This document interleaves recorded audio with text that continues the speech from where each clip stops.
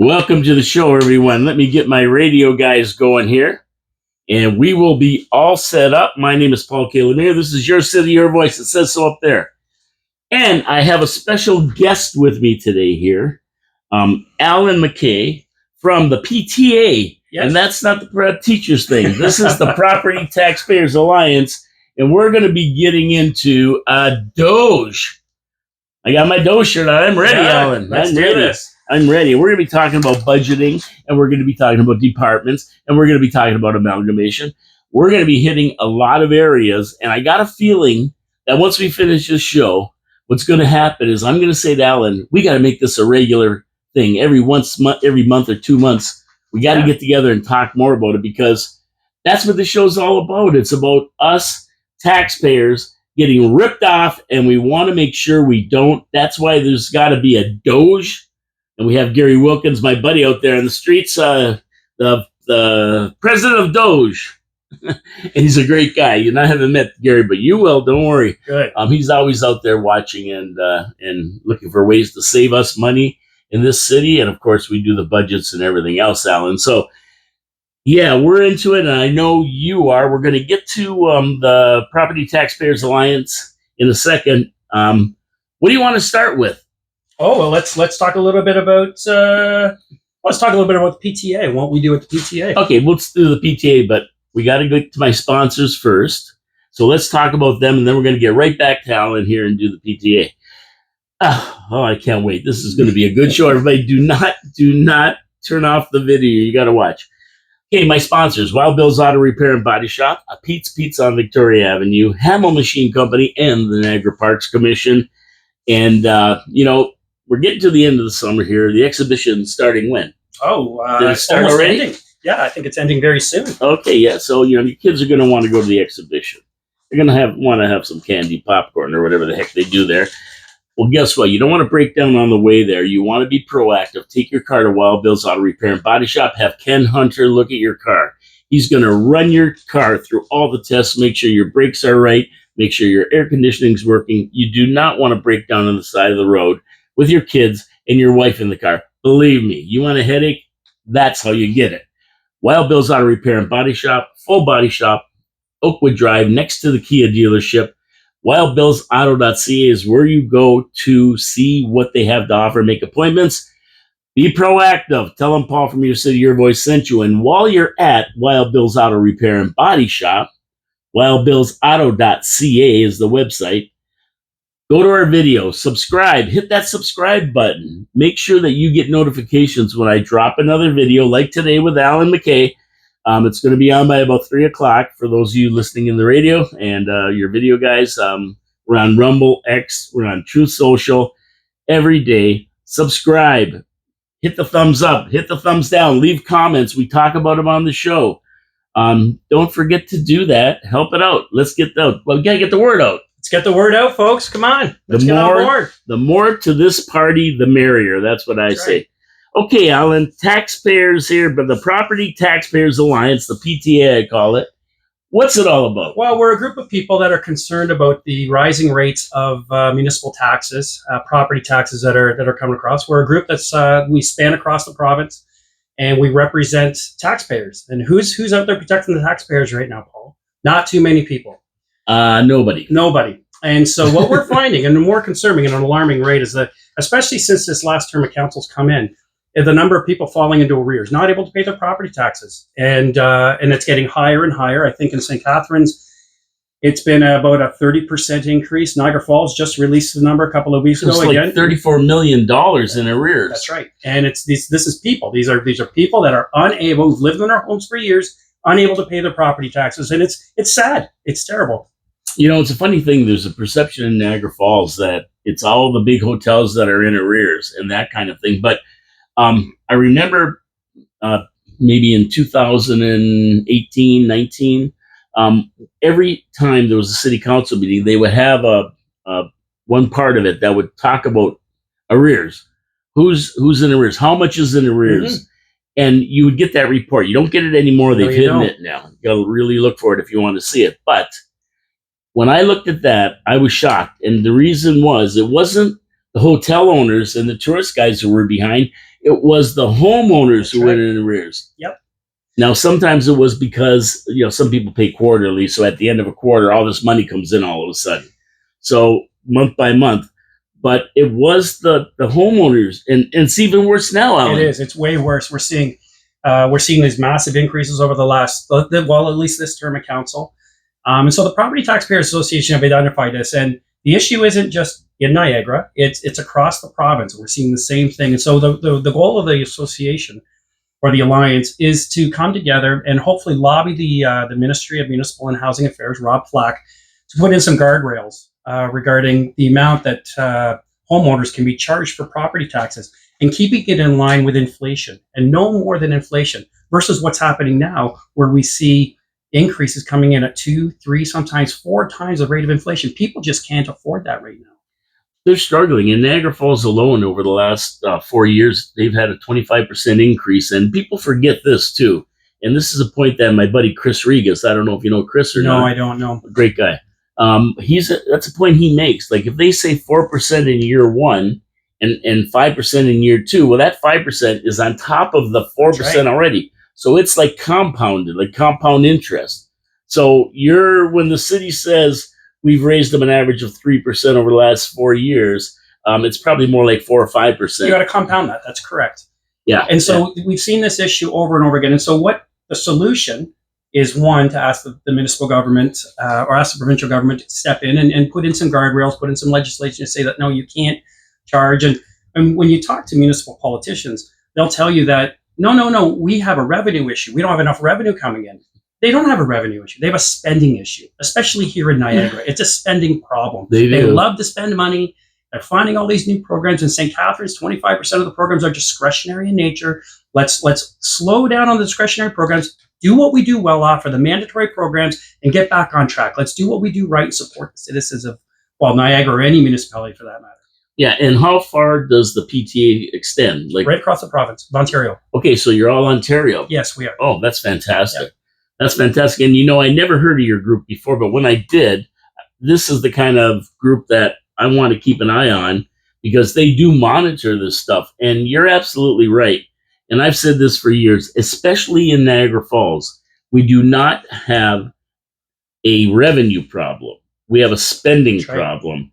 And they spend our money on crap. And that's why you guys are here. That's right.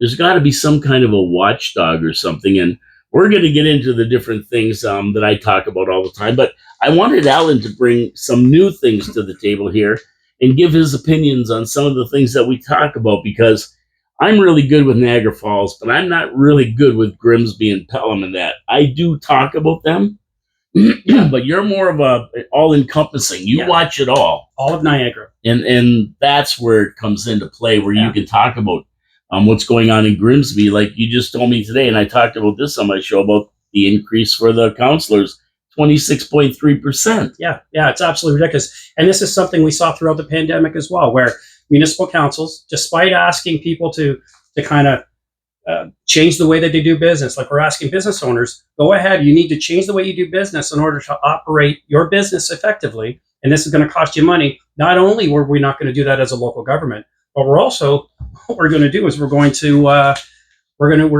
ask for a raise. We're going to ask for a significant salary increase, which is going to have an impact on your municipal taxes. It's ridiculous. And we've seen all the municipalities do it. Ridiculous. Yeah, it is. And this is another thing Chris Regas always says. He says, council and regional, he's into regional a lot too. They always ask us to tighten our belts. That's right. But they never tighten theirs. That's right. Yeah, you're 100% correct. I mean, let's take a look. Like, in my opinion, I think the solution here in Niagara, it's not a simple solution, but I think we have far too much duplication. We have far too much. The way that we administer all of our government services, we have a regional government, which is an upper tier. We have 12 lower tier municipalities. We have 13 chief administrative officers. We have 11 fire chiefs because one of the fire services amalgamated. And I brought this for you today, Paul, to take a look at. And this is from 2023. And it's a simple sunshine list. Anyone's available to anybody. But I took a look, right? And if you take a look at the bottom there, the city of Hamilton is an amalgamated city. They have one fire chief. They spent just over $200,000 on that one fire chief. What did we spend in Niagara all together? You want me to tell you? Yeah, I want you to say Oh, it. you're going to love this one, you guys, because this comes right out of your pocket. That's right. $1.731 million. Absolutely. Compared to crazy. Hamilton, Yep. 202,000. Crazy. It's ludicrous. Yeah. And so we also we have 13 chief administrative officers here. And in Niagara, or in Hamilton, they spend about $260,000 on one chief administrative officer or city manager. What did we spend here in Niagara altogether? Well, I'll give you the bad news. $2.669 million as compared to $259,000. Yeah. So when I had someone come up to me and say, amalgamation will cost us so much more money in the long run, I have yet to have anyone sit down with me with a piece of paper and a pen and actually show me how it costs more money in the long run. Dr. Marvin Ryder did some work with the city of Hamilton during their amalgamation. And what he had noted was that there was tons and tons and tons of not just cost savings, but efficiencies found. And he said the one area where they found the most efficiencies was fire services. They found a ton of efficiencies with fire services. And he also mentioned that he goes, they approached him about this whole thing that amalgamation costs more in the long run. And he goes, the one thing we can control and he can assure you, there was tons of savings as a result of the Hamilton amalgamation. But he said, what you can't control is when a politician has a pile of money that they can reallocate towards other initiatives that they all of a sudden create a priority for. He goes, that's not amalgamation costing you more money. That's a politician taking your money and spending it on other things they find is a priority now because they've got this extra money. You know, anybody who listens to my show knows that the fire department is one of my pet peeves. It's one of the things. It's our biggest department. We spend the most on it. $30 million in Niagara Falls. Yep. They get what they want without question, and nobody, not the Penguin, nobody will go and at least look at that department. Although I know our CAO, Jason Burgess, I can tell when he talks, he's itching to go look at it. But it's so sacrosanct, and they have such a strong union that there's not. Now, I don't say we have to cut anything, or I figure we can find 5 to 10 million in savings, but that's just me. But I'm not saying we can. But if we don't find out if we can, Alan, then are we? Then we're doing a disservice to the taxpayers who foot that $30 million bill every year. Yeah, Mr. Burgess did a report a few weeks ago. Mr. Burgess. Well, Mr. Burgess. All right. I like Jason. I like Mike. Yeah. You know why I call him the Penguin? No. I'll tell you why, just so that you don't think I'm making fun of him. Burgess Meredith was the Penguin on Batman. So Jason Burgess. Oh, I love it. That's fantastic. Yeah, that's why I call him that. Well, he did a report. He did a report 2 or 3 weeks ago about Niagara Falls Dispatch. So Niagara Falls has their own dispatch. And he had brought a report forward last year, and in that report he had said, "Hey, we think we should look at maybe having St. Catharines run our fire dispatch. St. Catharines does all of the region except for Welland and Fort Erie, and they do a bunch of other municipalities outside of the region. They've got a very, very well-run dispatch program. So why not include Niagara Falls?" Well, the chief and some of the unions said, no, we're not doing that. We're too special here in Niagara Falls. We're very, very unique. We have visitors that come to town. We're very unique. We can't do that. And so they decided against it. Well, this issue came up again, and it looks like they are going to investigate going back to St. Catharines. So, I mean, it took a year, but I mean, at least we won't see this two separate dispatch. I mean, when you think about it, Niagara Regional Police Service and Niagara EMS, they both have one dispatch center, and they both operate across the entire region. They both do it effectively. So why can't fire do the same thing? Well, they can. It's just that 40 firefighters went into city council, and our city council folded like a cheap suit. Yeah. And the guys like Councillor Strange got up and gave lame excuses like, well, time is important. We don't want people to die. Does this guy ever hear of technology? Mm-hmm. Yep. They don't need that. You could actually dispatch this from Bombay. Yeah. Believe me, and it would work. Fort Erie dispatches out of Tillsonburg. That's right. So does Welland. Yeah. So, I mean, this is nonsense. And what really got me about this, and I don't know if you follow Niagara Falls City Council like I do. A little bit, yeah. But City Council said to Jason Burgess, our CAO, they said, we want you to find $1 million And so he says, "Oh, I'll find $1 million. You probably won't like where I'm going to find it, but I'll find it." And he comes back with a $250,000 savings.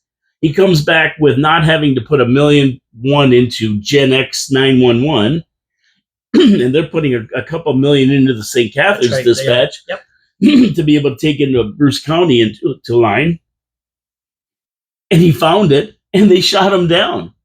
And you could see how frustrated he was. And whenever they blow money, he gets frustrated. But he's not elected. He's the CAO. He can't. He has no say really, other than making a recommendation. That's right. That's all the CEO can do, right? He makes a recommendation, and ultimately it's your city councilors. And that's why when we go into these municipal elections, and last time we had a municipal election, the turnout was so low. People need to understand that municipal government is that one area of government that you have the most influence in. It's right here, and it has so much impact on your everyday living. It's so important that people get out and vote. It's critical. They're the closest to the people. That's right. I mean, exactly. We had a 27% turnout, and 27% of the people in Niagara Falls are controlling you. That's right. Whoever turned out to vote, they get the say. You get no say if you don't turn out to vote. So 73% of the people in Niagara Falls have no say. That's right. And 27% are running your city for you. Whoever's sitting around that table are the picks of the people who want them there that got out and voted. And you know who gets out and votes? Who's that? Oh, the tourist operators. Oh, yeah. And they get everybody who works there to get out and vote for the guys they want in there because when there's decisions that have to be made, there's going to be some favorable decisions made in their favor. Now, I'm not saying it's crooked or anything. All I'm saying is that, if you're the one controlling everything and you voted, then you're going to control it. Yeah. So where I've been putting a lot of my effort in is trying to influence the provincial government, Doug Ford and Minister Rob Flack, into trying to make appropriate changes, like make these changes to our governance down here. Doug Ford, back in, what was it? It was 2018. He decided to make major changes to the city of Toronto. He took them from 47 wards to 25 wards. He did it with the cross of a pen. He did it just like that. He can do the same thing here in Niagara. He was down here. He said it was absolutely ridiculous that Niagara had 126 municipal politicians. That's how many we have. Hamilton has 16 municipal politicians. We have 126, and people wonder, why can't we get anything done in Niagara? That's the reason. We have too many politicians fighting with one another, people. Yeah, and why do you think Ford never went through with that?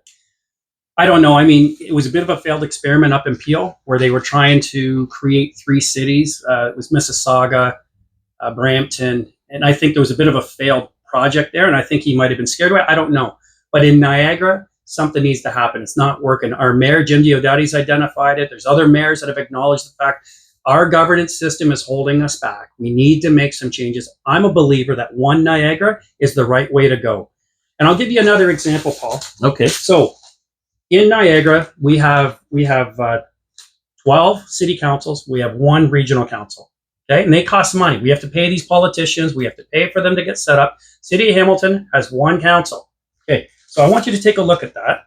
Okay, this is the cost that we pay every year for our city council and our regional council compared to the city of Hamilton. And by the way, I want to remind you, they have way more people than we do here in Niagara. So, okay. I hate to give you guys this bad news, but I'm so glad you bring these numbers in because they really strike home. I talk about it all the time, but these numbers strike home. So, City of Hamilton, for all their city council you're talking all about of them, here, yep. $1.645 million. Sounds like a lot of money, $1.645 million. I could do some stuff with that. Oh, yeah. But compared to the region and all the municipalities with the same population as Hamilton, mind you. Yep. Well, right? We're a little less. We're a little less. Just a touch. A little bit. Yep. We spend $5 million compared to 1.645 on our city council. 3 times as much in this in this area. 126 politicians is costing us 3 times more to operationalize our government services here in this region versus the city of Hamilton. That's ridiculous. And if you don't believe it, take a screenshot. There it is, right there. These things, Allen's got them right written down. And this information is available. All this information is available online. This information is available on Sunshine List. You can go on there, and it's all there. It's ready to be able. So, I've often said in a lot of my write-ups, Paul, that taxpayers in Niagara are feeling as though they're being held hostage. So quite often, I'll go to my local councilor and I says, "Well, what can we do?" Well, we're as a municipal politician, we're products of the province. So the best thing you can do is go talk to your MPP. So I go up and I talk to Sam Oosterhoff, right? I go have a conversation with Sam. You got to talk to him, right? Yeah, he's the guy. Yeah, so I go and talk to him. Well, I would go talk to my NDP constituent, or I'd go talk to the one up here. Neither one of them are anywhere interested in any governance changes. The NDP don't want any part of this. They've made it very clear. So I go talk to Sam and I say, "Sam, what do I do?" He goes, "Well, they have the capacity to change themselves. All they have to do is vote to change. So there's nothing the province is going to do." And Mr. Rob Flack has been very clear and concise, saying he's taken a quote-unquote hands-off approach. Yeah, well, we got the Cheeto Bandito running us here. Yeah. I got nicknames for all of them. That's good. You're going to hear a lot of nicknames during the show. But we got the Cheeto Bandito, and it's just, listen, as much as I talk about Wayne Gates, our MPP, the bottom line is the NDP has no power. They have no power to change anything or do anything. Sam Oosterhoff does, because he's with the prevailing people in power right now. Yep. And Grimsby, or West Lincoln, wherever he's from, Grimsby, was smart enough to understand that's how you get things done. Now, they come down here, and I'm a conservative. I don't even make no bones about that, who I support. But I couldn't support the candidate. They didn't even have a nomination meeting within the party. They just appointed someone, and it wasn't someone I could support. So I just voted for an independent. And it's interesting because in St. Catharines they did the same. It was an unknown person that they brought in. They were vetted. They went through the whole process of being elected. Problem was they didn't do any telephone interviews. They didn't do any television interviews. They didn't get out. They went door to door, but you need to get out. What do you stand for? What do you believe in? How are you going to support the citizens of Niagara? So important to do that. And I think that's one of the reasons why Jenny Stevens in St. Catharines got back in. One of the primary reasons. Sorry, I'm talking federal there versus provincial. But you're right. Even provincial, they didn't allow it. The gentleman, they wouldn't allow him to go and speak. Yeah, the conservative mandate was you do not do any press conferences. You do not do any interviews. You don't do anything. And that really put a kibosh on anything that these people wanted to do. Although our candidate was just not a good candidate, to be honest with you. There was some people that I thought would be good, but they didn't even get a chance. I was talking to one, and I said, "You got my support." Yeah. And then I called him up and said, "When are they having this nomination meeting?" I signed up for the party and did my, and he goes, "Oh no, we're not having it." So they just put him in?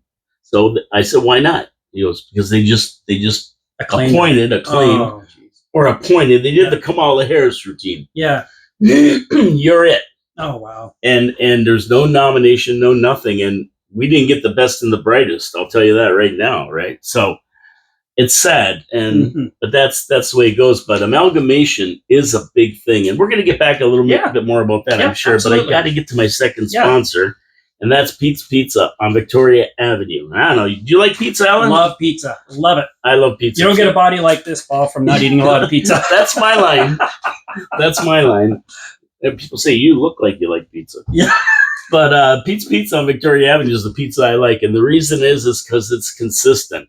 When they make a pizza, they know what they're doing. They use the Mancini family recipe for the sauce and the crust, which has been around for 40 years now. They started actually in St. Catharines. And they have franchises around. And they just know how to make a pizza. They use fresh toppings. They put the sauce and the cheese in on the right ratio. Use a good blend of brick and mozzarella cheese. It's a good pizza. They know how to do it. But they're not a one-trick pony. They have wings. They have steak and cheese poutine, regular poutine, panzerotti. They do the whole thing for you. And they're open till 2 in.the morning, Friday and Saturday for your convenience, midnight during the week. How can you beat it? You know you want a pizza. You just have to pick up the phone and dial 905-374-2222. You get a nice hot pizza delivered to your door. They use Dine. They use Skip. They run the gamut. Pete's Pizza Victoria.ca. You can order online. What more can you ask for? It's convenient and they're good. Now, here's I'm going to let you in on a secret. Sure. Don't tell anybody. I'm not telling anybody. Between me and you. First week of September, they're opening their second store in Niagara Falls on Thoroldstone Road, where the Pie Guys used to be. So all you beautiful people out there in the Kaler Road, Thoroldstone Road area, guess what? You're going to have your own Pete's Pizza to deal with. Pete's Pizza, Victoria Avenue. Support our sponsors. They support the city. Good corporate citizens. Support the show. Tell them I sent you, Paul. Your City Your Voice are. Tell them Alan sent you. I'd love to say that. Yeah, please tell them I sent you. I love Pete's Pizza. Okay, back to the amalgamation. Yeah. Do you think that there's a chance that it'll happen within the next? Well, we got an election coming up in 2026. Yeah. 1 year. It's not going to happen before that, but maybe by the 2030. Maybe. I've been optimistic for a number of years. So when I spoke at the steering committee 2 Januaries ago, the province came down. They were talking about. So I put my name on the list. I was fortunate enough to be selected to speak, not on behalf of the Property Taxpayers Alliance, but on behalf of a concerned citizen about the amount of money we were spending and opportunities to save money. And at that point, I was asked that very question. And I said, I'm optimistic. I'm hopeful that at some point, something's got to change. You have local politicians down here saying things aren't working. You have a lot of citizens that are standing up saying things aren't working. The solution to which, there's various solutions, right? Some people are saying we should go to 4 cities. We should go to 8 cities. I hear someone say we should go to 7 cities. How'd you arrive at 7? Well, then Port Colborne could stay the same. That doesn't make sense. So I'm a big believer in one. Like create one, reduce as much of that cumbersome administration as you can, and put the money into services. Put the money into those basic services that people need. And so where we find now is, for example, I find that municipalities will compete with one another. They work in silos and they compete. So a good example of that, you and I were talking earlier about physician recruitment, right? And so we have this physician recruitment specialist up at the region. They're bringing in all these people, and then when we decide where we're going to put these doctors, they start competing. So you'll have the city of Thorold that comes and says, well, we'll give you 15,000 to come where we are. St. Catharines say, well, I'll give you 10,000 or 5,000. Niagara Falls say, well, I'll give you 20. It becomes an auction with your taxpayers' money, right? And so by segmenting ourselves and by remaining apart, we're competing with one another, and it's costing taxpayers more and more money. We need to get away from that. And that's why I'm a believer in one Niagara.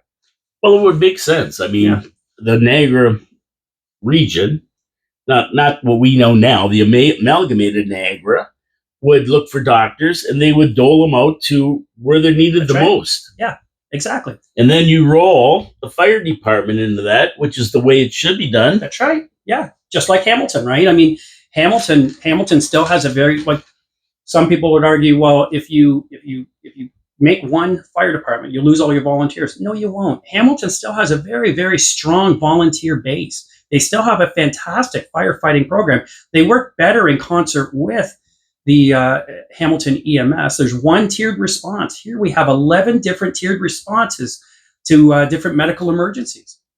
So it doesn't make sense. It doesn't make any sense at all, as from an efficiency.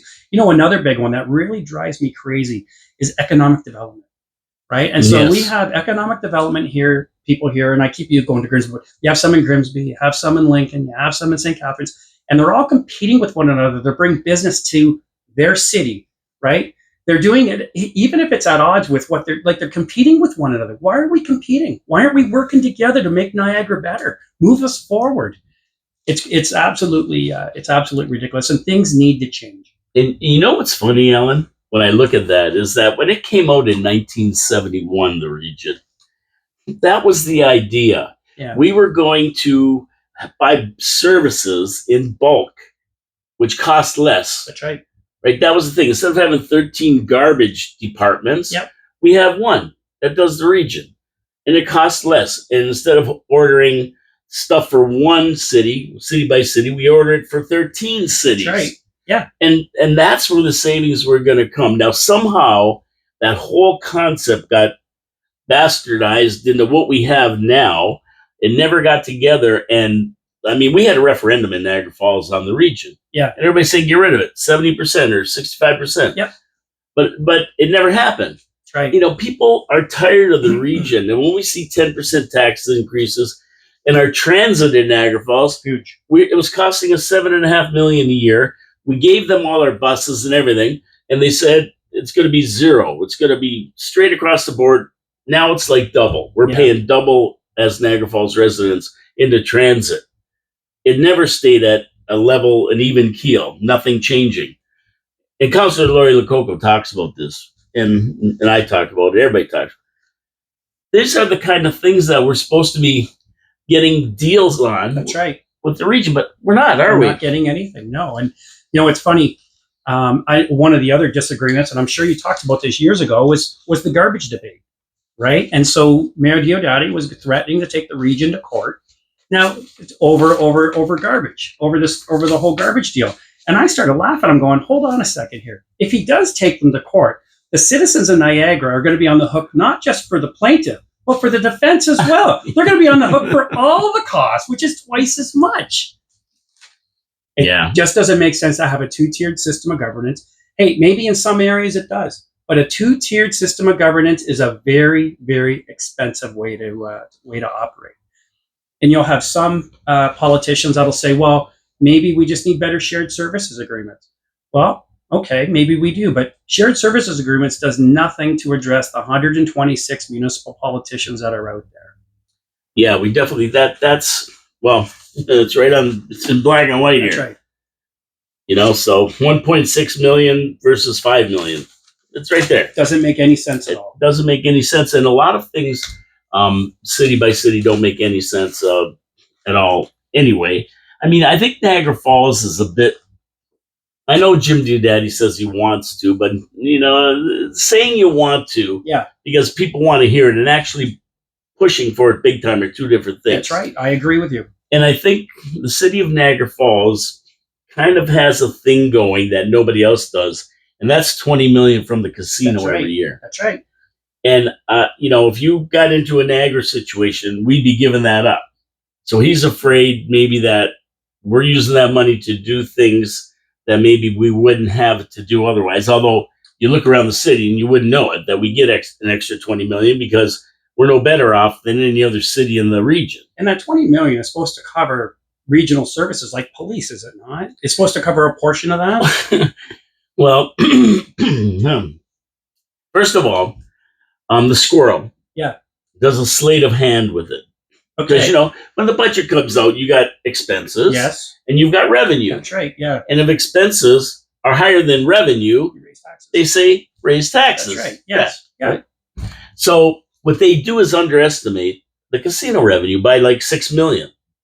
So they say, oh, we're $3 million short. We got to raise taxes by 3%, 3.5%.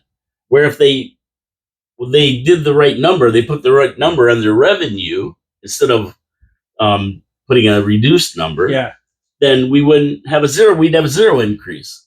And they say, well, that money could disappear. Sure.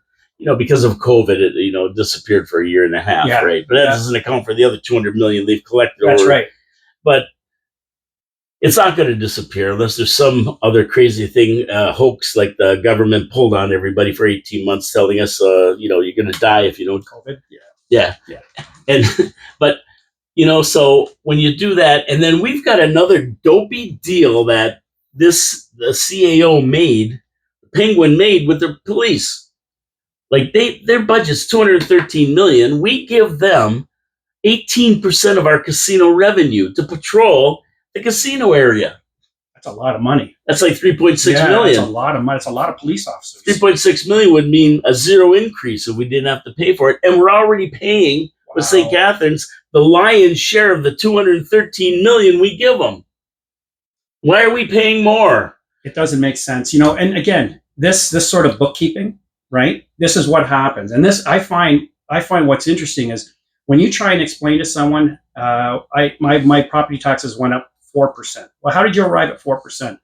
Well, I don't know. 45% of my taxes are because of the municipal. The 55 is the region. When you do the numbers, it doesn't make sense. It's all confusing. And I think this bodes well for the region and for the cities, right? We're just going to confuse them. No one can understand this. Let's simplify things, folks. One city will simplify all of this.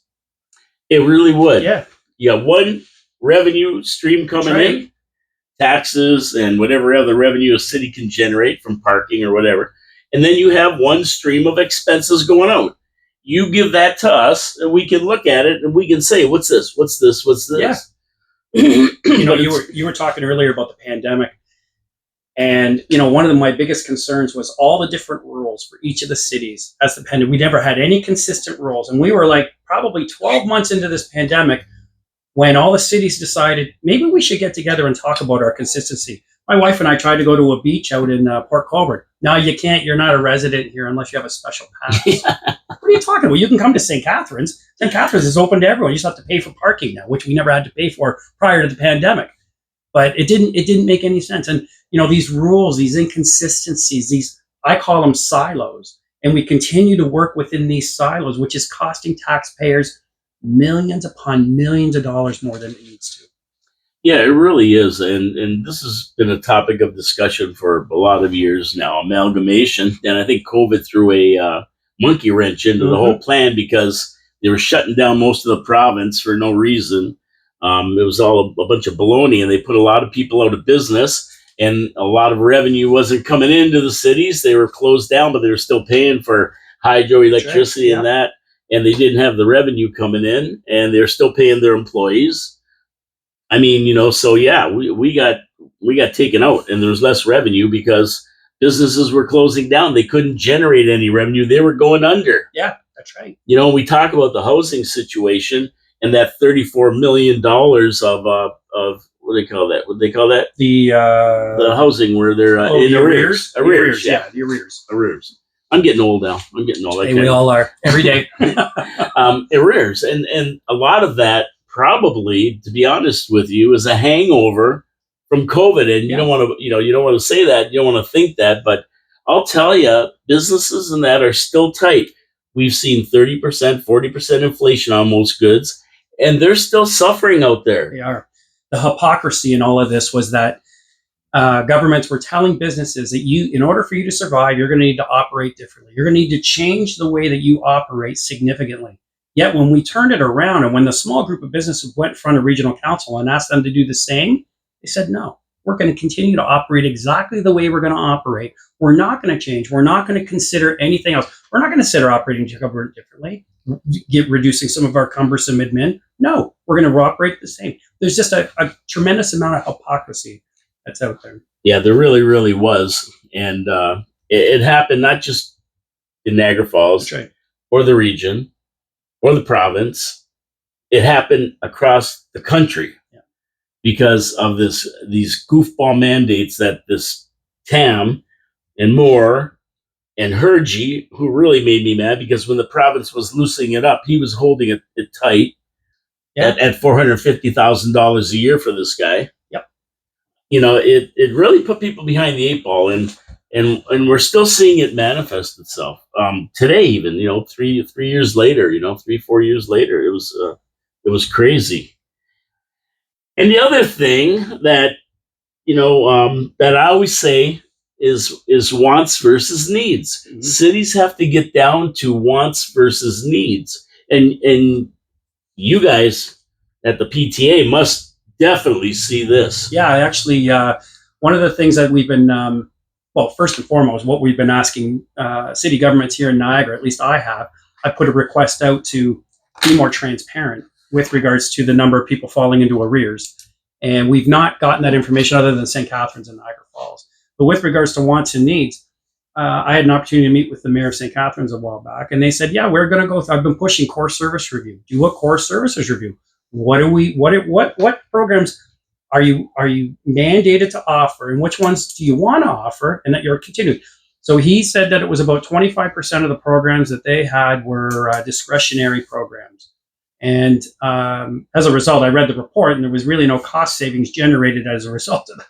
So there needs to they really need to drill down and figure out, what I've seen in St. Catharines at least. And again, I live in St. Catharines. I'm a resident of St. Catharines. I've noticed a real disintegration of city services, right? So what I've noticed is that the area that I live in, I don't see the snowplow any longer, or the city parks. We walk along the waterfront trail. You can't see the water anymore because they've stopped trimming the invasive species of bushes that are down there. And so we've seen this across the entire landscape of the city of St. Catharines, at least. And I'm sure we've seen this in other areas. And I think what we need to do, as you and I talked about earlier, we need to get back to the basics. You need to get back to what is our core mandate. Let's get back to that. And when we do that correctly, then maybe we can consider doing some of this other fluffy stuff, the stuff we don't have to offer. Let's get back to the basics. People want to see the basics again. And I think here's my thing about it. I really, really think that we, us baby boomers, especially us baby boomers, right, have been spoiled. We've been spoiled when times were good through the 60s and 70s, when everybody was working. After the war, everybody was working. Most people grew up with a family that had a job. The mother didn't have to work. And the cities were flush with cash. And they gave us amenities like swimming pools and skating rinks and whatever else they gave us.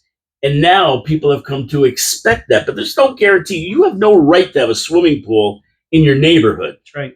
These are amenities that you spend money on when times are good. But when times are bad, you tighten your belt and you say, no, we can't do it. You know, these, like, they're doing a $17 million NST walking trail. We have 32 miles of Niagara Parks. We have the Millennium Trail. We have Gale Center with a track on top of the arena. Yeah. We have the cemeteries. We have sidewalks in every neighborhood just about. I mean, we have so many places to walk, especially in Niagara Falls. We can go down here half a mile to the Parkway and walk 32 miles. Yeah. And they're going to spend $17 million. This isn't needed. Yeah, not at this time. Not right now. Exactly. Yeah, people are not able to pay their taxes. We need to get back to the basics there. And I think the only solution here is to have the province step in. And they're not going to step in unless you at home do something about it. Use your responsibility as a concerned citizen. Stand up and say something. If you're going to say something to your city councilor, say something to your local MPP. Go talk to Wayne Gates here in Niagara Falls. Go talk to Jenny Stevens. They'd love to hear from you. Tell them what you're concerned about. Tell them you're losing your house because you can't pay your taxes. I hear it all the time. I get phone calls from home after a city council meeting where they're going to raise their taxes. I was getting phone calls from home. People were looking me up in the phone book. I was like, I couldn't believe it. People are upset. People are frustrated. People feel as though they're being held hostage. Yeah, and they are in a way because, you know, when you're facing a 4 or 5% tax increase, you can't afford what you have now. That's right. And you're looking down the barrel of a region that wants to nail you for 10 or 12%, and the city that wants to nail us for 6%. The budget's coming up in November for 2026. And then you've got the other pressures, but, you know, and I call one of our counselors only 8. Only 8, okay. Because she says, oh, it's only $8 a month more. And that is so condescending and wrong. But the problem is she doesn't take into consideration it's only 8% from the city. Right. Then you got another percentage from the region, and you got your grocery store up 30%. This was right after COVID. And your water, wastewater, and your other increases. I mean, it never ends, and they seem to kind of dissect it in that way. And that's what you just said there was it's a perfect analogy for why our budgeting system is so confused. She can come up and in the media say it's only $8 a month. Hold on a second. What about the water, wastewater increases? What about the region? What about it's food, gas, utilities, everything else that's gone up through the roof? And by the way, if you're a senior and you're on a fixed income, you don't get those 2 to 3 times the rate of inflation increases to your pension. I'm sorry, this is not happening. So it doesn't surprise me to hear these number of people that are struggling right now. It's regrettable, but if anyone is interested in hearing more about the PTA or the Property Taxpayers Alliance, I encourage you to Google search us, go online, sign up for our newsletter, and again, similar to this podcast, you will receive monthly newsletters from us, which will tell you the type of stuff that we're working on and ways you can get involved with our organization. Yeah, and I encourage everybody to do that. I'm going to get to my last sponsor, and then we'll finish off the show with whatever we want to talk about. and there's a lot. Like I say, there's the Property Taxpayer Alliance group. They watch all this stuff. I try to watch it on my show best I can. And it's something that everybody out there should be involved in because at the end of the day, they're spending your money. Civic responsibility, civic duty to get involved. Yep. And I'm going to get to my third sponsor, Hamel Machine Company. And, you know, they've been around the city since 1948. And whenever an industry comes to a city, the first thing they want to know is if something breaks down, how am I going to get it fixed? And especially today when parts come from all over the world, it's not like just North America anymore. Taiwan, Japan, China, Germany, South America, East America, wherever. But the thing is they got to get the machine fixed because time is money. So they have Hamill Machine Shop, those small machine shops that have been in town for years that go there, fix their machine, get them going right away, reverse engineer the parts. They have 3D printers. They have water jet cutters, and they have the personnel that know how to run these and help you out immediately. They work with the wine industry. They work with Rich's Products in Fort Erie. They work with the agricultural industry to make parts, not only the parts they need to replace, but to make them better and more productive. Time is money. They save people money, and they do a great job getting them up and going. That's why industry looks for places like Hamill Machine Company in Niagara Falls since 1948. But they haven't forgot about us. No. You shear a pin on your snowblower, Oh. and you got to get it keyed or something. Guess where you go? Hamill Machine Company. You Awesome. break an axle, Hamill Machine Company. You blow the side out of your lawnmower with a rock, Hamill Machine Company. They do it all. They're great people. They support the show. They support the city. They're just a good corporate citizen.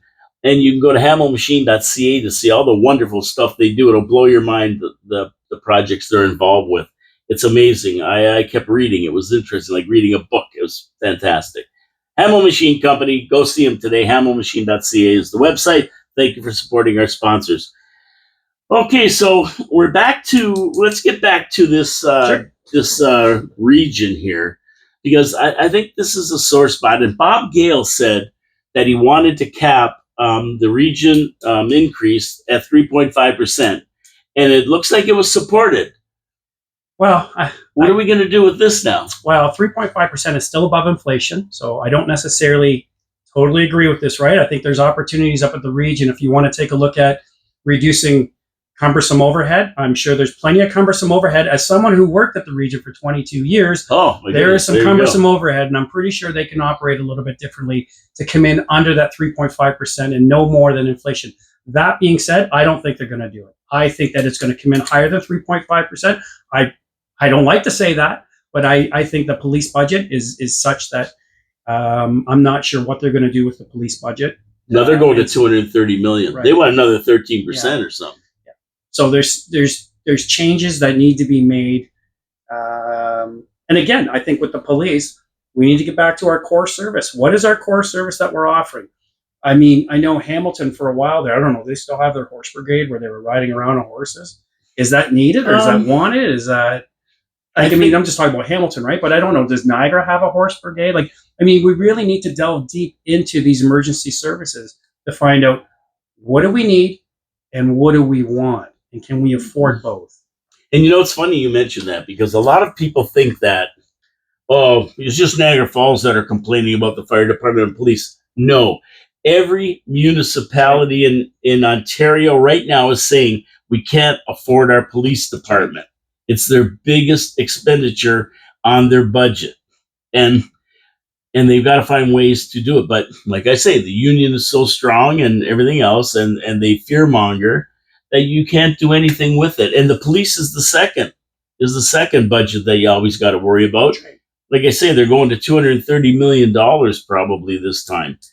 What needs to happen, honestly, is there needs to be developed here in Niagara, and I probably across every larger municipality, but when we amalgamate, and I say we, I'm going to stay positive, when we finally do amalgamate, I think what you need to create an emergency services strategy, which includes not just police, not just fire, but EMS as well.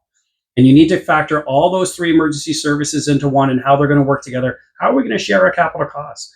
Is building a fire station or revamping a fire station in Niagara Falls more important than building a facility for EMS, for logistics? Is giving police their huge budget increase more important than providing EMS the vehicles that they need in order to bring people to the hospital? So there needs to be a larger strategy here, and not just a one-off. So here in the region, fire services is mandated by the city. The region doesn't even talk about that. They talk about EMS and they talk about police. Fire's left to their own devices down here. And I would fire. I'd want to keep it that way. Well, sure. Keep it under the radar, right? So exactly. And I think the only way to solve the problem with the police is a deep dive. Yeah.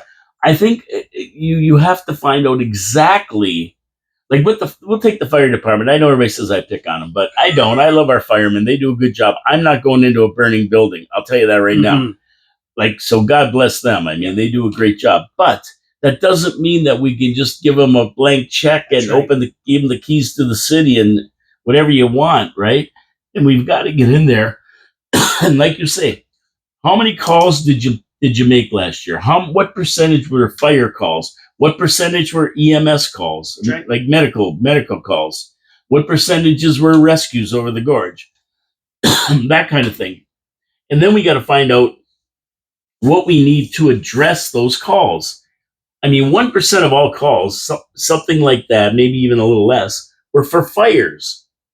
Houses are built with better equipment, with sprinklers built in now, some of them. I mean, they're just with more fireproof material. So you got your old section of town where most of the arson fires happen, like down here. Mm-hmm. And and then you have the newer sections of town that I don't think they get hit that much by fires unless it's suspicious of nature.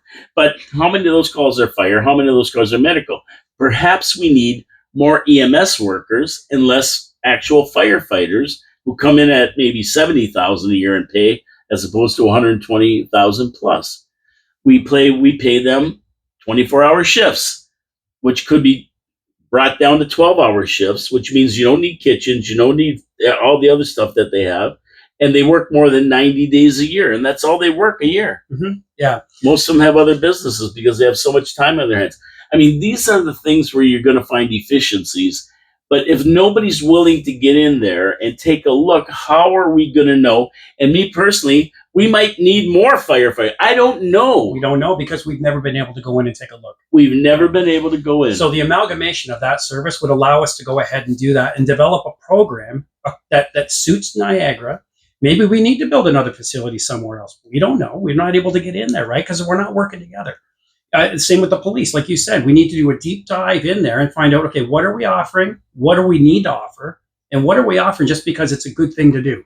And what's best value for our citizens in Niagara? Because we can't afford to keep going down this way, folks. We're spending way too much money. We're wasting money just on the cost of politicians, 126 of them. Come on. What a waste. Yeah, it's insane. And you know what? Here's the sad part. The politicians will tell you that. Yeah. They know. They'll tell you there's way too. Ask Jim Diodati. He'll tell you this is ridiculous. Any of the councilors, they'll tell you it's ridiculous. Unfortunately, the mandate's got to come down from the province. That's right. And until Doug Ford decides to lay it down, and they tried it with Peel, but it didn't work because the services in Peel were a little different. All the wastewater that was going to Mississauga, I think, and if they went to a region, I think they'd have to build one or something. There's something going on fishy. It was different. Like Brampton had certain services, and Mississauga didn't. It was going to be a cost, and it was going to be. And then the third municipality, and I can't remember the name of it, Caledon, I think. Was it Caledon? I think it might have been Caledon, but it was going to cost them a crazy amount of money to de-amalgamate from the region. And again, it's always more money if you're going to de-amalgamate. It's way more efficient if you're going to amalgamate and bring people together. And again, Dr. Marvin Ryder said it very clearly. There was plenty of savings to be had as a result of that. But more importantly, the cost efficiencies, especially with fire, was overwhelming, he said. It was a crazy amount of efficiencies that they found with regards to fire. That they could probably save. When you put all the fire department budgets, we don't have it here, do we? I don't have it. No. Yeah, okay. Sometimes they're buried. Well, ours is 30 million, and St. Catharines is probably close to it. Maybe a little more even. Yeah, with the same population, and the other ones going down the road are, less. Yeah. But at the end of the day, if you can't save 25 million, yeah. Well, I know 30 million. I know that estimates to this point, with an amalgamation to one city, have been noted at between $20 and $25 million per year, and that number is only going to continue to increase as long as we hold ourselves back from going and moving ahead with this amalgamation. Yeah, we go with wants, not needs, That's or right. needs, not wants. Yep. What do we need from the fire department? That's right. Yeah, that's significant savings, and that's what we want. Because as taxpayers, this isn't sustainable. We just can't keep getting these whacked with these taxes every year. That's right. And the Niagara region is basically broke. Yeah, it is. And they got to build a $400 million wastewater treatment plant in South Niagara. Yep. And they say they need another $400 million to bring the ones existing up to snuff. Like, where are they going to get 800 million bucks? Well, they're not getting it from me. Well, we don't want them to, but I mean, unless somebody steps up and kicks in. But at the end of the day, if the province kicks in, we're what, $500 billion in debt with the province of Ontario now. If they kick in, we're still paying. Yeah, we're at the end of the day, we're one taxpayer, right? And if Chili Carney kicks in, we're still paying. Yeah, we're one taxpayer, whether it's federal, municipal, or provincial. We're one taxpayer. At the end of the day, we're paying. So, yeah, we're paying no matter what. Yeah. So let me go to my last sponsor, and then we're going to close off the show. And my last sponsor is Niagara Parks Commission. And, we live in the Niagara region here, right? Niagara Falls even. I can hear the falls at night from my house. I live a mile away. But, I don't get down to Niagara Parks enough. And it's sad because it's so beautiful down there. Niagara Parks Commission are the custodians of 32 miles of the most scenic and beautiful parkway in the world, centered by the one and only, one of the 7 natural wonders of the world, Niagara Falls itself. They do an unbelievable job down there. They have been for well over 100 years now. And it's just amazing what they've got down there. But we don't go down and experience it enough. Now, tourists come into town, 14 million a year, and they look at the falls and go, well, that's nice. Now what? Yeah. Right? So what do? The Niagara Parks Commission has so much for them to do, so many attractions. The Rankin Power Station, they just redid it, a power generating station that's out of commission. They redid the whole thing. You can walk right to the edge of the Niagara River through the waste tunnels and look at the falls from the bottom up. Scenic tunnels. You can actually stand beside the falls and look up as the water's coming down beside you. They have the Spanish Aero Car. They have the Niagara Gorge, the Whirlpool. They have the Great Gorge Trip where you're standing by a grade 6 rapid, so dangerous boats can't even navigate it. And that stretches right to Niagara on the lake. They have all kinds of historic events and places to go. It's just amazing the job they do. And we should all experience it more if we live here, because the tourists come here, 14 million, they experience it and they go home blown away. Niagara Parks Commission, and they have another one that's coming up now, a new attraction at the end of the month. And I heard from a guy who went into it, got a preview of it. Niagara Takes Flight, and it is amazing. It's you're immersed in this experience. And they take you from Niagara Lake to Fort Erie, up over the falls, and they visit historic sites and show you the history of Niagara Falls as you're going through this simulated 3D experience. I mean, they're always coming up with something new, even a zip line, zipping from looking at the American Falls straight across to the Canadian Falls. It's amazing. It's amazing. Niagara Parks Commission. Go to NiagaraParks.com, and you can even go out down in Fort Erie, towards Fort Erie, and see Bob Gale's goats eating the grass. He's got goats out there eating the grass. Bob Gale's the commissioner, the chairman of the Niagara Parks Commission. What a great place. And, they are good corporate citizens. They do a lot for Niagara Falls. They keep their property pristine, and they're the only government agency that supports themselves. That's right. Yeah, they're self-sustaining. Self-sustaining. Unbelievable. Talk to Bob Gale about that. He knows.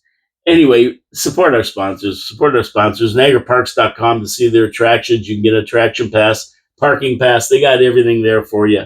Check it out today, and we thank them for sponsoring the show.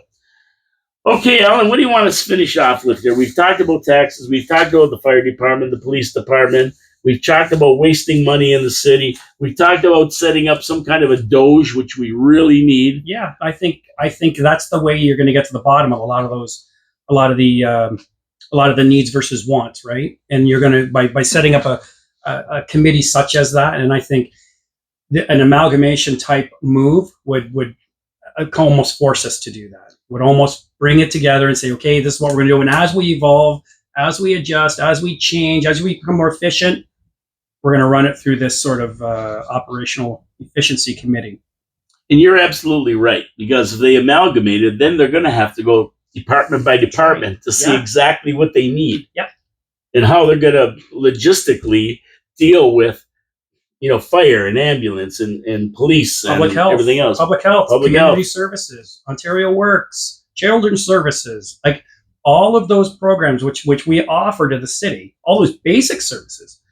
How are we going to continue to offer those in a really, really effective but efficient way? Yeah, efficient is the word. Affordable. Yeah. Affordable. Yep. Yeah, efficient. Like they've got to, you need a certain number of people working there.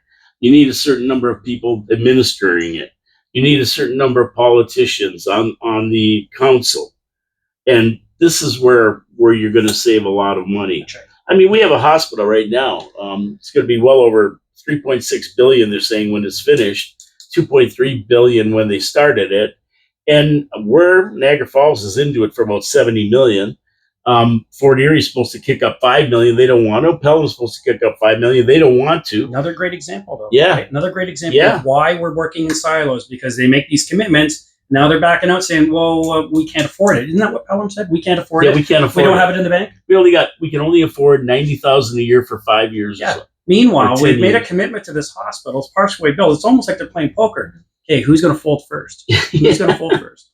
But at the end of the day, it's being built in Niagara Falls, right. and if somebody's got to pay for it. Yeah. And we already got ripped off. That's right. We got 30 million we were supposed to put in, but because of the deal they made for the land, they got this land free, but it wasn't enough, so they had to pay another 11 million, us taxpayers in Niagara Falls. And then we have to have services put in, infrastructure put in, another 20 or 30 million. We're into it probably 60 or 70 million. A lot of money, yeah. And the province said, all we need from you guys is 10%. And even though it went from 2.13 billion or whatever it was to 3.6 billion, they said, we don't want 10% of the extra. We just want 10% of that 213 billion, which is 213 million, split up between, Welland, Niagara Falls, and Niagara, Fort Erie, Pelham. Yep. Yeah. And now these guys are backing out, and I'm going, come on, you got to pony up. They got to pay. I mean, that was the agreement when we first all talked about getting this new hospital, right? Replacing the city, replacing Niagara Falls General, and replacing it with a much larger, more efficient, modern day hospital with greater capacity. Yeah, we're gonna have to start putting gates up around the hospital. Yeah, listen, where are you from? No, I'm sorry, you can't come. Yeah, if you're from Niagara Falls, the free entrance. If you're not, you got to pay $300. Yeah, exactly. And I don't mean Wayne Gates on the road. I don't mean Wayne Gates on the road. I mean gates like arms. But another good example of why our current governance doesn't work, right? Because you get into situations like this where we've made a commitment. Well, now we can't afford it. We're going to back out. Well, hold on. We continue to work in silos. That wouldn't have happened if we were an amalgamated city. No, because it would be being built by the amalgamated city of Niagara. That's right, exactly. It's a Niagara hospital, which I mean, really, other than Grimsby, St. Catharines, that area, and out towards that. But I think Waynfleet's got to kick in too. They're included in this little deal. Right. They are. So instead of like just that, it'd be a hospital for the region. It wouldn't be Niagara Falls or Welland or anything. It would be Niagara. Which makes me, it concerns me, right? When I hear that Niagara Falls is paying all this extra just because it's being housed in Niagara Falls. It's a regional hospital. It's a regional facility. You're going to have specialties there that you can't get in St. Catharines. Yes. Right? So it's a regional hospital. You wouldn't run into this situation if we were one amalgamated city. No, you're absolutely right. Yeah. And we're way overdue for that. Oh, absolutely we are. Absolutely. So, I mean, this is what's got to happen. And that's why the Property Taxpayers Alliance exists, to be able to point these out and lobby, because you don't just educate, you actually delegate. Yeah, we actually go out. We're pushing our agenda. We're asking for meetings with MPPs. We're asking for meetings with both governing MPPs, local councillors. We've asked many times for a meeting with Rob Fleck so we can talk to him regarding our concerns and setting up those guardrails so that municipalities are going to be forced to stay within those guardrails for affordability reasons. And we've asked for meetings with Doug Ford as well. So stay tuned. Stay tuned. We're not going anywhere. But you don't get involved with elections at all. No. Like as far as affiliation pushing with any candidate or anything. Nope. Maybe not from a provincial point of view. We don't necessarily take sides. So it doesn't matter that. Yeah, it doesn't matter what my political affiliation is. You're nonpartisan. I'm nonpartisan, exactly. Yeah. But you don't support any candidates neither. Well, I believe, no, I don't know. I've not me personally, I've not supported any local municipal politicians per se as a member of the Property Taxpayers Alliance. This is a good thing. I don't know if you're considering this. We'll talk more about this on another show. We'll get you in again. Absolutely. But, not offering a slate of candidates, but definitely having a debate or something, or or talking to like-minded people who are worried about property taxes and how they're going up, and they're willing to do something. See, this is the thing. Mm-hmm. Our capital budget came down last year, 192 pages or something of expenses, and not one alderman, except for Councilor Lori Lococo, even questioned it. Just went right off. Just yeah, and the operations budget was almost as bad. We had Lori Lococo with a spreadsheet like you gave me, like this, of questions and of efficiencies. She does her homework. One councillor wanted to add money to the budget to battle Phragmites. And another one said that she wanted to cut $50,000 off the $30 million police budget or a fire budget. I mean, why bother? Yeah, what's the point? Yeah. And it's grandstanding. And the other one said, well, send it back to staff and let them come up with it. But this is the kind of stuff you get. And these are the people who are going to change anything for you. You cannot expect the people who create the problems to fix them. They're not going to fix them. And we need like-minded people to get onto council. People who are less concerned with getting a pay raise to perform the role of a municipal councillor. And more concerned with making your community better, right? It's not about the money. It's about making your community better. And it's finding those people who are going to stand up and who are going to support local taxpayers. They're going to support your community. Yeah, and since the strong mayor's budget thing came down, the mayors now, they create they don't create the budget because they're not smart enough. The staff creates it. Yeah. And then they give it to the mayor and he presents it and council decides yay or nay. And if they don't want what he put down, he can veto it, and it goes back and forth. But at the end of the day, now the mayor is responsible for the budget. Right. Yeah. So, councilors, you got to take your mayor to task if you don't like what he's come up with, and send it back to staff. Like me, I like a zero-based budget. We're starting at zero. Yeah, we're going from there, and then we're going from there. And I even want to take it a step further. Where I say, if you're going to have spend $1 over the 0% increase, you want to increase the budget by $1 million, you find $1 million of efficiencies. Yeah, exactly. There's plenty of opportunities to do that. You've got to dig deep and you got to find it. You got to find it. It's an effort, but you know what? At the end of the day, if they don't do that for us, because that's what we hire them for. That's right. They're the guardians of our money. If they're not willing to do that, they shouldn't have the job. They have a fiduciary responsibility to the taxpayer to use our money in a responsible manner. And right now, there are many examples that you've shown on your show that I can show you from the city of St. Catharines where that hasn't been the case. And that's the bottom line. The bottom line for us taxpayers is the bottom line. We don't want to pay more taxes. So anything that they can do to help us not to, we appreciate. Yep, exactly. And we expect it, to be honest with you. That's their job. That's right. Yep, exactly. You know, I like everybody, they're afraid to criticize council. And I'm going, listen, I know them all. And they're all good people. I like them. Mm-hmm. But you got to separate the business from the friendship, because their job is to work for us. They're public servants. And if they can't do their job, just much like if you didn't do your job at work, you fire them. That's right. It's almost to the point now where we need to get more into term limits for municipal councillors. Absolutely. Get into term limits for municipal councillors. No more than 2 full terms. After that, allow someone else an opportunity to come in. That way you're going to get away from this whole idea of I'm getting paid for the rest of my life here. I'm getting this pay and I need a raise. I need this. No, you're doing this because you want to help your community. This has nothing to do with, you're not lining your pockets. Well, when you talked about the pay raise in Grimsby, right? I read, well, it's going to come into effect after this council's over. Oh. Well, those councilors are sitting there going, I'm going to get elected again anyway. Exactly. Name recognition alone is going to get them back in. Yeah, the incumbents always get elected. Exactly. So they're telling you it's for the next council, but they know they're going to be on the next council. Yeah, they'll be on the ticket. They're gonna. Oh yeah. I mean, it's they stay there. We got councilors there. I ran for city council in 1994. Okay. There's city councilors still sitting on our city council from when I ran in 31 years ago. Interesting. Oh yeah, it's a lifetime job for these guys. Yeah, these guys. You know what? Who's our regional chair? Jim Bradley. How long has he been in politics? Oh, 50, 60 years. Yeah. He was the liberal guy for. Oh. Well, our whole region. He broke a record. Yeah. He broke a record for being the liberal candidate. I mean, this guy, has he ever worked a day in his life? I don't know. I don't know. And then he came out of that and got right into regional council as the chair.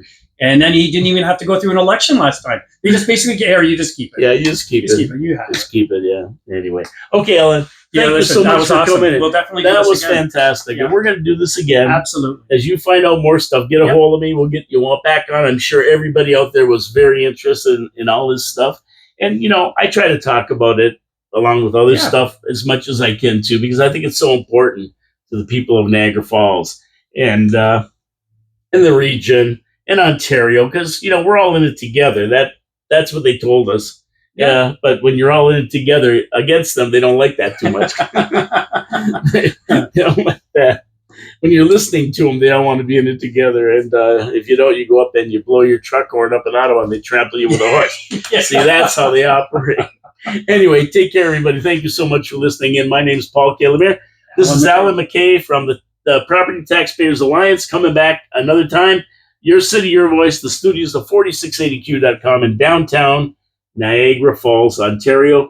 Please support our sponsors: Wild Bill's Auto Repair and Body Shop, Pete's Pizza on Victoria Avenue, Hamel Machine Company, and the Niagara Parks Commission. We will see you tomorrow at noon with Your City, Your Voice, and we're going to be talking about what I'm running home to watch right now. Zelensky is in Washington, and he brought a whole contingent with him. He was afraid. He had to bring everybody with him. We're going to be talking about that tomorrow, live at noon. Promises made, promises kept. See you later, everybody. Have a great day. God bless you all.